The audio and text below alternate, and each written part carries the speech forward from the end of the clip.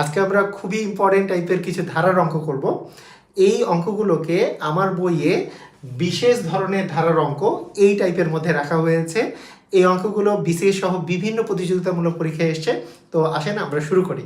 প্রথম যেই অঙ্কটা এটা এসছে 24তম বিসিএস পরীক্ষায়।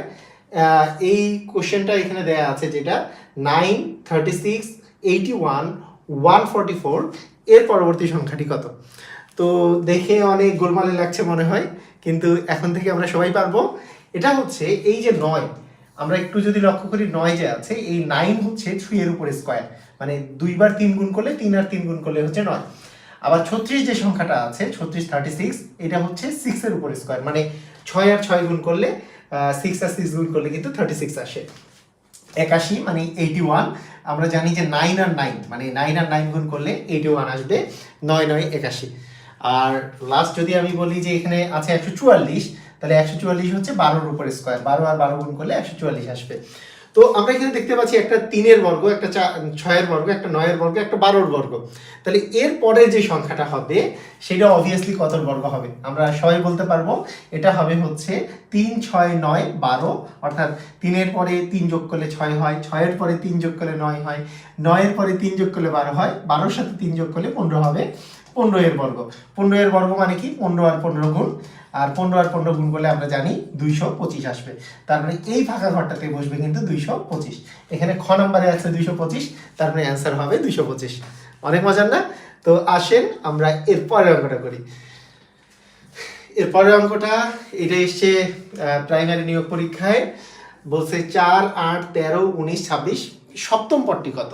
আচ্ছা, প্রথম পদটা দেওয়া আছে 4, তারপরের পদটা দেওয়া আছে 8, তার মানে এখানে যে ডিফারেন্সটা আছে সেটা হচ্ছে 4, মানে 8 থেকে 4 বিয়োগ করলে 4 পাওয়া যায়, 4 4 যোগ করলে হচ্ছে 8, তারপরে হচ্ছে 13, তার মানে 8 এর সাথে 5 যোগ করলে 13 পাওয়া যায়, তারপরে এই সংখ্যাটা হচ্ছে 19, হ্যাঁ 13 এর সাথে 6 যোগ করলে 19 পাওয়া যায়, তারপরে সংখ্যাটা হচ্ছে 26, আমরা জানি 19 এর সাথে 7 যোগ করলে 26 পাওয়া যায়। তো আমরা দেখতে পাচ্ছি এখানে এটা প্রথম পদ, এটা দ্বিতীয় পদ, এটা তৃতীয় পদ, এটা চতুর্থ পদ, এটা পঞ্চম পদ, 5 নম্বর পদ পর্যন্ত এসছে, কিন্তু আমাদের 7 নম্বর পদ দরকার। আচ্ছা, এখন যদি আমরা এই 26 এর সাথে 8 যোগ করি তাহলে কিন্তু আমরা ষষ্ঠ পদ পাবো, মানে 6 নম্বর পদ, 1 2 3 4 5, এরপরে হচ্ছে 6 নম্বর পদ। তাহলে 6 নম্বর পদ হচ্ছে 26 এর সাথে 8 যোগ করলে পাবো আমরা 34, আর 7 নম্বর পদ হবে এরপরে আমরা 9 যোগ করব, মানে প্রথমে 4 যোগ হয়েছে, তারপর 5 যোগ, তারপর 6 যোগ, 7 যোগ, এবার আমরা 8 যোগ করেছি, তারপরে আমাদের 9 যোগ করতে হবে, 34 এর সাথে 9 যোগ করলে 43 হবে, তারপর খ নম্বরটা অ্যান্সার হবে। তার মানে এই কোশ্চেনটার অ্যান্সার হবে 43। খুবই মজার না? এই ধরনের খুবই মজার টাইপের বিশেষ ধরনের অঙ্ক কিন্তু বিভিন্ন পরীক্ষায় চলে আসে। তো আসেন আমরা আরো একটা করি, এটাও আমাদের প্রাইমারি নিয়োগ পরীক্ষায় এসছে। বলেছে যে 8, 11, 17, 29, 53 এর পরের সংখ্যাটি কত। তাহলে এখানে দেখা যাচ্ছে যে প্রথমে আছে 8, তারপরে আছে 11, তারপরে আছে 17, তারপরে আছে 29, তারপরে আছে 53, এরপরের পরবর্তী সংখ্যাটা বের করতে বলেছে। আমরা দেখতে পাচ্ছি 11 থেকে 8 বিয়োগ করলে 3 পাওয়া যায়, মানে 8 এর সাথে 3 যোগ করলে আসলে 11, আবার 11 এর সাথে কত যোগ করলে 17, 11 আর 6 যোগ করলে হচ্ছে 17, 17 এর সাথে কত যোগ করলে 29, আমরা জানি 17 আর 12 যোগ করলে 29, 29 এর সাথে কত যোগ করলে 53, 53 থেকে 29 বাদ দিলে, 53 থেকে 30 বাদ দিলে 23, আর একে হচ্ছে 24, তার মানে 29 আর 24 মিলে 53। তাহলে এখন আমরা কিন্তু খুব ইজিলি বুঝতে পারতেছি যে এইবার আসলে কত হবে। এখানে দেখা যাচ্ছে 3 যোগ হয়েছে, তারপরে 6 যোগ, 3 এর দ্বিগুণ হচ্ছে 6, তারপরে 12 যোগ, মানে 6 এর দ্বিগুণ 12, 12 এর দ্বিগুণ হচ্ছে 24 যোগ হয়েছে, তারপরে এখানে 24 এর দ্বিগুণ মানে 48 যোগ হবে।